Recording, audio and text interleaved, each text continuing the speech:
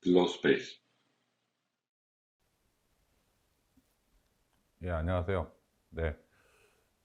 한 30분 한 줄 알았는데 좀 길게 했네요. 예. 여러 편 나눠질 것 같습니다. 예, 예. 그래서 이제 첫 번째 사례 같은 경우는 이제 강제경매 사례에서 말씀드렸고요. 강제경매가 어떻게 진행되게 되느냐, 뭐 이런 부분들에 대해서 인적 담보를 제공을 했음에도 불구하고 이제 연대 보증인과 이제 그 주체무자 사이의 재산에 대해서 법원의 판결을 통해 가지고 집행 권한을 얻어서 신청하게 되는 게 강제 경매다. 그래서 이제 X 아파트는 강제 경매로 진행이 될 예정입니다. 예, 진행이 될 예정이고, 그 다음은 이제 Y 상가주택이에요. 아까 처음에 기본 설정에서 Y 상가주택 같은 경우는 이제 B 아들한테, 둘째 아들한테 주었죠. 대전 유성구에 있다고 그랬나요? 예, 대전 유성구에 있는 상가주택인데, 이 상가주택은 이제 그 파더 F가 이제 돌아가시고 이제 B가 상속을 받게 되었습니다. 예, 이제 네이버가 또 있네요. 네이버 이웃이 또 있고, 이제 B가 이렇게 있어서 지금 Y 상가주택은 이제 B가 가지고 있는 거고, 역시 이렇게 왔다 갔다 채권 채무 관계가 법률 행위가 이루어지게 되죠. 그래서 이제 1억 원을 빌리고 1년 이자 10%를 주기로 이게 좀 거꾸로 됐네요. 예, 죄송합니다. 제가 작업을 하다 보니까 화살표가 이렇게 가야 되겠네요. 예, 예. 네이버한테 1억 원을 빌리고 1년 후에 이제 10%로 감기로 하는 금전 소비대차 계약이 성립이 되었습니다. 성립이 되었는데, 이제 쉬운 말 나온 게 이제 물권행위와 물권 법정주의라는 얘기가 나와요. 물권행위와 물권 법정주의. 아까 말씀을 드릴 때 법률 행위의 종류로 물권 행위와 보다 앞에 채권 행위가 있다고 말씀을 드렸어요. 예. 법률 행위의 종류 그리고 계약, 뭐 단독 행위, 합동 행위가 있다고 말씀을 드렸고요. 예. 네, 이거 말고 이제 물권 행위, 앞에서는 이제 채권 행위에 대해서 말씀드렸고, 이게 채권 행위입니다. 채권 행위. 예. 이게 채권 행위고, 그리고 이제 물권 행위에 대해서 설명을 드리려고 합니다. 물권 행위. 아까 물권 행위와 채권 행위의 차이점이 이행의 문제를 남기느냐, 남기지 않느냐의 차이라고 그랬습니다. 그래서 채권 행위 같은 경우는 이행의 문제를 남기죠. 남겨서 N이 B한테 1억 원을 주고 1년 후에 B가 이자 10%를 더해서 이행의 문제를 남기는 건데, 물권행위 같은 경우는 우리가 쉽게 생각을 할 수 있는 게 이제 소유권 이전해서 나중에 잔금 치를 때 잔금 받고 그다음에 이전 등기에 필요한 서류를 넘기죠. 등기 권리증, 뭐 매도용 인감증명서 등, 그리고 이제 뭐 주민등록 초본 뭐 이런 것들, 뭐 이런 것들을 넘기는데, 이거를 주면은 이 안에서는 이제 넘기면은 소유권 법무사분이 받아가지고 등기를 하면은 소유권이 넘어갑니다. 이걸 넘겨주면은 이제 더 이상 이해 문제가 남지 않는 거예요. 그래서 이제 이런 거를 대표적인 물권 행위라고 합니다. 예. 그리고 이제 물권 법정주의라고 써 있는데, 물권 법정주의는 뭐냐면 아까 채권 행위 같은 경우에는 이제 사적 자치가 지배되는 영역이라고 그랬어요. 그래서 전형 계약이 15개가 있는데 그 내용은 예시고 그 이외의 계약의 내용도 창설할 수가 있다.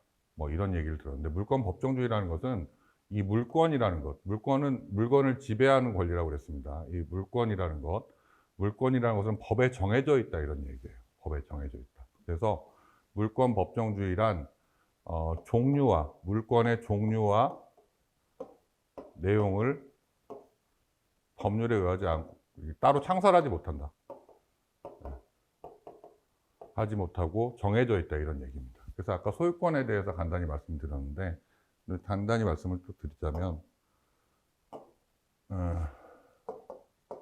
물권에는 점유권과 공권이 있고,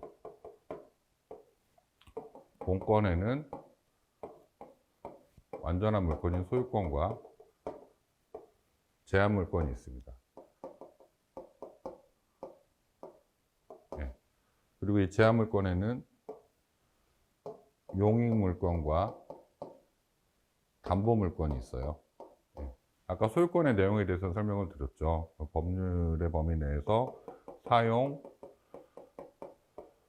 수익, 처분할 수 있는 권리. 뭐 점유권에 관해서는 뭐 독일 뭐 법제 해가지고 뭐 개벨에 뭐 푸제시 뭐 이런 내용들이 있는데 이런 것들은 우리가 알 필요는 없을 것 같습니다. 그래서 이제 그렇고 이제 소유권, 본권이 소유권의 사용, 수익, 처분할 수 있는 권리가 있고 토지의 소유권은 정당한 범위 내에서 상하에 미치고 그다음에 뭐 반환 청구권, 방해 제거 예방 청구권이 있다. 뭐 이렇게 물권적 청구권으로서 뭐 이렇게 말씀을 드렸어요. 근데 이제 제한물권이 무엇이냐 이거 설명을 안 드렸는데 제한물권은 소유권의 사용, 수익, 처분 하나하나의 권능이라는 표현을 쓰는데 소유권이라는 권리, 소유권이 소유 권리, 물권 이 안에 세부적으로 권능이라는 표현을 씁니다. 사용, 수익, 처분의 권능이 있는데 사용, 처분 권능이 있는데 용익물권은 사용, 수익에 제한을 가하는 거예요. 소유권에. 소유권 위에서. 그리고 담보물권은 처분 권능에 제한을 가하는 게 담보물권입니다. 무슨 말이냐면 그래서 용익물권의 종류에는 뭐 지역권, 지상권, 전세권이 있고 예, 그 담보물권의 종류에는 유치권, 질권, 저당권 이렇게 세 가지가 있습니다. 세 가지. 그러니까 이제 지역권은 요역지와 승역지가 있어가지고 요역지와 승역지가 있어서 그 편익에 제공하기 위한 거거든요. 그러니까 말씀을 드리면 예, 전세권 얘기 나왔는데 용익물권에 대해서 말씀드리겠습니다. 303조에는 전세권에 대해서 설명이 되어 있고 지역권이 이제 291조가 있는데 지역권자는 일정한 목적을 위하여 타인의 토지를 자기 토지의 편익에 이용하는 권리가 있다. 자기 토지의 편익에 이용하기 위해서 다른 사람의 토지를 이용하는 게 지역권입니다. 이용하는 게 사용이죠. 사용. 예, 토지 소유권의 사용 측면에서의 제한을 가하는 거예요. 그 통행지역권 같은 게 있어요. 통행지역권. 예를 들어서 토지가 이렇게 있는데 이게 A 토지고 이게 B 토지다. 근데 길이 여기 있다. 길이 여기 있으면은 이 길이 안 접해 있으니까 B가 통행을 못 하잖아요. 그래서 A 토지 이 부분을 해가지고 지역권 설정을 해가지고 이렇게 드나드는 예, 뭐 이런 권리가 있습니다. 예. 이게 이제 통행지역권이 대표적인 예고, 그다음에 지상권이라는 거는 정확히 읽어드릴게요. 예, 279조에 보면은 지상권자는 타인의 토지의 건물, 기타 공작물이나 수목을 소유하기 위하여 그 토지를 사용하는 권리가 있다. 그렇죠? 임차권하고 비슷한 거지, 임차권하고. 우리가 땅을 임차를 한다고 한다면은 그 이외에 뭐 빌려가지고 농작물을 짓는다 이런 것들을 할 수가 있는데 이거는 지상권 같은 경우는 좀 다르게 공작물이나 건물 같은 이런 것들이나 아니면 수목, 나무를 소유하기 위한 목적으로 이 땅을 타인의 토지를 사용할 수 있는 권리를 지상권이라고 합니다. 지금 이제 이 정도까지만 알아두시고요. 그다음에 전세권은 여러분들 흔히 아시다시피 이제 303조에 규정이 되어 있는데 전세권자는 303조에 전세금을 지급하고 타인의 부동산을 점유하여 그 부동산의 용도에 조차 사용 수익하며 그 부동산 전부에 대하여 후순위 권리자 기타 채권자보다 전세금의 우선 변제를 받을 권리가 있다 이렇게 되어 있습니다. 그래서 전세권은 그래서 아파트라고 한다면은 이 부분에 대해서 전세금을 지급하고 이 용도에 조차 주거용이라면은 주거 용도로 사용 수익, 예, 사용 수익권이죠. 이 소유자가 사용 수익 처분권을 가지는데 전세권자가 전세금을 주고 사용 수익할 수 있는 소유권의 권능에 제한을 가하는 겁니다. 전세권은 사용 수익권이죠. 사용 수익하고 그 부동산 전부에 대하여 후순위 권리자 기타 채권자와 전세금의 우선 변제권, 예, 사용 수익권과 우선 변제권인데, 예, 전세권은 이제 이 용익물권적 성격도 가지고 있지만 담보물권적 성격도 가지고 있다고 하거든요.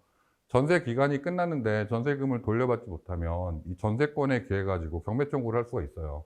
나중에 저당권에서 보겠지만은 그럴 때는 경매 청구를 통해 가지고 부동산을 팔아서 전세금을 받는 거기 때문에 소유권의 처분 권능, 처분한다고 하죠.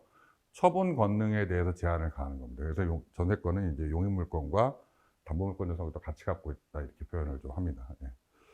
어쨌든 이제 용익물권이라는 건 이런 거고 전세권이라는 거는 이렇습니다. 예. 예. 그래서 이제 이 상가주택에는 상가주택의 구성이 예를 들어서 3층 건물이라고 합시다. 1층, 2층, 3층 이렇게 되는데 상가주택이라는 게 이제 1층이 상가, 보통 커피숍 같은 게 있고 그 다음에 2층이 원룸, 2, 3층이 원룸, 주택 이런 게 이제 상가주택. 여기가 이제 근린생활시설이라고 하죠. 예. 근린주택 이렇게 표현을 하는데 예. 여기에 이제 301호에 이 R1이 전세를 들어서 살고 있다 이렇게 가정을 하겠습니다. 301호는 전세입니다. 그렇죠? 네. 그래서 용익물권인 이거는 지금 B의 소유이고 301호에 R1이 전세 들어 살고 있습니다. 그래서 뭐 여기도 302호, 303호, 201호, 202호 뭐 이렇게 있다면은 R2, 3가 전세 들어 살 수도 있고 임대차를 해서 살 수도 있겠죠. 임대차 나왔네, 618조. 그래서 이제 뭐 2층은 임대차로 해서 R3부터 R4가 임대차, R1, 2는 전세 하고 R1은 전세 등기를 했고 R2는 전세 등기를 안 했어요. 뭐 이런 경우로 산정을 하고 여기는 임대차 관계로 해서 월세 주고 이런 관계로 산정을 하겠습니다. 이런 관계로 산정을 하면 임대차를 보면 임대차는 아까 뭐라고 그랬죠? 전형 계약 중 하나입니다. 15개 전형 계약 중 하나의 대차형 계약에서 소비대차, 사용대차, 임대차 있다고 그랬는데 소비대차는 종류물로 다시 갚을 수 있는 거고 다른 유사한 물건으로 금전소비대차가 대표적인 얘기고 사용대차는 대가 없이 빌려주는 게 사용대차입니다. 임대차는 대가를 받고 차임, 월세를 차임이라고 하는데 대가를 받고 빌려주는 관계가 임대차입니다. 임대차는 618조를 보면 나와 있는데 읽어드릴게요.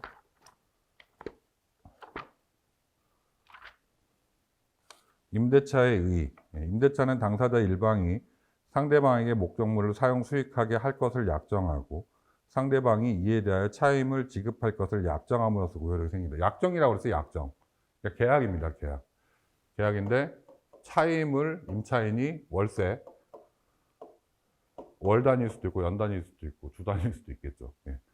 차임이라고 표현하는데 차임을 임차인이 주고 그 다음에 사용 수익, 그 건물을 201호 한 칸을 사용 수익하게 하는 게 임대차 계약입니다. 예. 예. 이게 나와서 또 이 상가주택이 그 상가도 여기도 월세로 했다고 해보세요. 임대차 관계. 예. 예. 임대차 관계 있다고 해봅시다. 좀 지저분하니까 다시 그릴까요? 그림을 좀 이쁘게 그려보겠습니다. 1층, 2층, 두 칸. 301호, 302호, 201호, 202호, 101호. 여기는 상가, 임대차. 201호도 임대차. 여기서 여기까지는 주택. 예. 여기도 임대차. 여기는 전세. 그런데 등기를 했어요. 여기는 전세. 등기를 안 했어요. 전세금만 주고 썼어요. 관리비만 내고 살고 있어요. 이렇게 봤을 때 이 전세권 등기를 한 거는 이거는 물권이고요. 이거는 채권입니다. 계약관계예요. 등기부에 나타나지가 않아요. 이건 물권적 전세, 채권적 전세라고 그러고 이건 임대차 관계, 계약입니다. 예? 채권관계예요. 채권관계. 채권 관계가 이렇게 되는 거고, 이것도 임대차 관계가 채권 관계가 되는 거예요. 이런 상가주택이, 이 B의 상가주택이 있다고 합시다. 예. 그랬을 때 담보물권과 근저당권 이렇게 나와 있습니다. 아까 설명을 드릴 때 소유권의 제한을 가하는 게 소유권 말고 물권에 용익물권과 담보물권이 있다라고 그랬습니다. 용익물권과 담보물권이 있다고 그랬고, 그거는 물권 법정주의에 의해 가지고 그 이외의 물권은 법률에 의하지 않으고는 종류와 내용을 청산하지 못한다고 말씀을 드렸죠. 물론 이제 가등기 담보에 관한 법률에 의해서 가등기 담보나 뭐 양도 담보 이런 것들도 있습니다. 법률에 의해서 맞는 거니까 가능하겠죠. 그래서 이제 담보물권에 대해서는 아까 설명을 안 드렸는데, 담보물권에는 이제 근저당권이 대표적인 예입니다. 담보물권은 아까 유치권, 질권, 예, 저당권 이렇게 세 가지가 있어요. 근데 유치권은 이제 다음 사례에서 좀 나올 것 같으니까 그렇고, 질권은 뭐냐면, 질권을 말씀드릴게요. 읽어드릴게요. 이것도.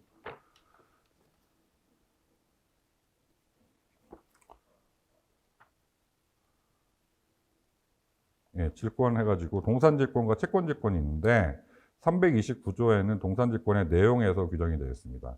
동산질권자는 채권의 담보로 채무자 또는 제3자가 제공한 동산을 점유하고, 동산입니다. 동산을 점유하고 그 동산에 대하여 다른 채권자보다 자기 채권의 우선 변제를 받을 권리가 있다. 예, 그렇죠. 동산, 아까 물건의 종류에 부동산과 동산이라고 그랬고, 부동산은 토지 및 그 정착물을 부동산이라고 한다고 그랬습니다. 물건은 전기 기타 관리할 수 있는 자연력이라고 그랬고요. 그러니까 부동산을 제외한 물건이 동산이 되는데, 토지와 그 정착물이 아닌 물건이 동산이 되는 거고, 관리할 수 있는 자연력과 전기, 유체물 이런 것들이죠. 예, 그러니까 우리 흔히 말하는 이런 것들 다 동산입니다. 동산. 예.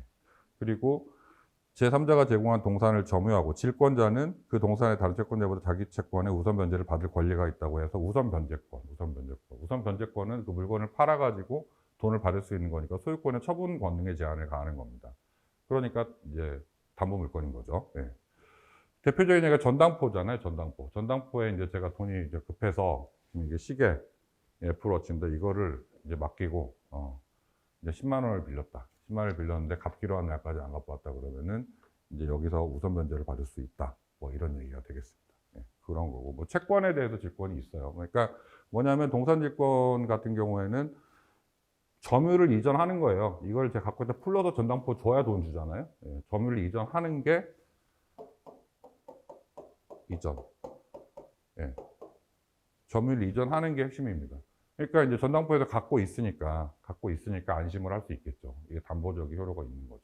효력이 있게 되는데, 그렇다면 저당권이라는 건 무엇이냐? 356조, 357조에 되어 있는데, 356조는 저당권의 내용, 356조는 저당권이고 357조는 근저당권입니다. 예, 뭐냐면 356조를 읽어보면은 저당권자는 채무자 또는 제3자가 점유를 이전하지 아니하고 채무의 담보로 제공한 부동산에 대하여 다른 채권자보다 자기 채권의 우선 변제를 받은 권리가 있다. 그러니까 채무자나 제3자라고 표현했어요. 채무자나. 여기서 이 금전 소비대차 계약, N과 B의 금전 소비대차 계약,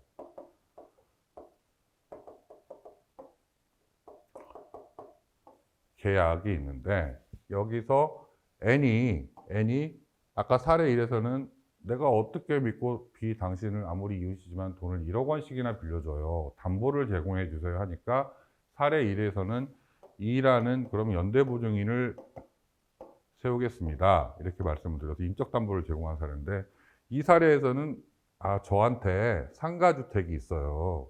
대전 유성에 아버지한테 상속받은 상가주택이 있는데 이 물건에 대해서 저당권을 설정해 드리면 안 될까요? 이렇게 말씀을 드린 겁니다. 말을 하는 겁니다. 그래서 저당권자는 채무자 또는 제3자가 점유를 이전하지 않냐고 채무의 담보로 제공한 부동산에 대해 다른 채권자보다 자기 채권의 우선 변제를 받을 권리가 있다라는 게 저당권의 내용이니까, N이 여기에 대해서 저당권 설정을 합니다. 저당권 설정을 하면은 B가 돈을 갚지 않으면은 이 저당권을 실행해가지고 처분을 해서, 경매에 의해서 처분을 해서 자신의 돈 1억 원과 1년 지나 후에 10% 그리고 경매가 진행되는 기간 동안에 정한 어떤 기간이 지난 뒤에 지연이자까지 해서 받아갈 수가 있겠죠. 예. 이게 저당권이 근저당권이라는 건 뭐냐면 이제 357조인데 예. 그 담보할 채무의 최고액만을 정하고 채무의 확정을 장래에 보류할 일을 설정할 수 있다. 이 경우에는 확정될 때까지 채무의 소멸 또는 이전은 저당권 영향을 미치지 아니한다. 그러니까 뭐냐면 1억 원이라고 1억 1천만 원이라고 정해갖고 바로 설정할 수도 있겠지만 이 사이에 B가 돈을 뭐 100만 원 갚을 수도 있고 어쩔 수도 있고 이렇게 됩니다. 계속 통상적인 사업하는 사람들 관계에 있어서는 뭐 돈이 채권 채무가 왔다 갔다 할 수가 있는데 그거를 장래 1년 후라는 시점에 보류해서 채권액이 얼마인지를 보류해서 그때 시점을 기준으로 해가지고 확정을 하는 걸로 하고 그때 확정된 금액에 대해서 채권 최고액만을 정하고 1억 원이니까 이때까지 1년 후에 10% 이자죠. 10% 이자인데 나중에 뭐 더 빌려갈 수도 있을 거고 뭐 새로운 계약이 되겠지만 그래서 채권 최고액만을 정하고 설정을 하는 게 근저당권이고 우리 현실에서는 대부분이 다 근저당권입니다. 보통 은행에서 돈을 빌리게 되면 이제 120% 정도 설정을 해요. 120%에서 130% 정도 설정을 합니다. 예.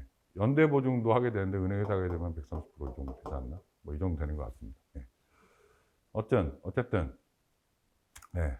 뭐 이런 상황입니다. 그래서 B가 N이 참 돈이 많은 사람인가 봐요. 네이버가. 예. 돈이 많은 사람인가 봅니다. 우리 이웃이. B한테 아까 A도 빌려줬죠. A한테는 연대보증인을 세워서 돈을 빌려줬고 B한테는 지금 이게 거꾸로 됐다고 그랬습니다. 1억 원을 Y 상가주택에 대해서 근저당권을 설정을 해가지고 돈을 빌려주기로 하였습니다. 예. 그래서 이제 근저당권이 설정이 됐어요. 예. 그래서 이제 이거 지워졌네요. 썼는데 지워졌네요. 주택임대차보호법, 상가임대차보호법이 있습니다. 아까 다시 그릴게요. 빨리 그리겠습니다. 이 상가 이렇게 됐을 때 이건 전세 등기하고 등기 안 했고 여기는 임대차 예, 임대차 관계 이렇게 성립이 되어 있는데 주택임대차보호법은 뭐냐면 여기서 채권관계인 주택임대차 계약관계 임대차 계약 관계가 있는 게 이거죠. 채권적 전세도 임대차로 봅니다. 채권적 전세도 임대차로 봐서 임대차 계약 관계에 있는 부동산들의 임차인을 보호하기 위한 법이 주택임대차 보호법이에요. 이 내용의 핵심 요지는 뭐냐면 대항력입니다. 대항력.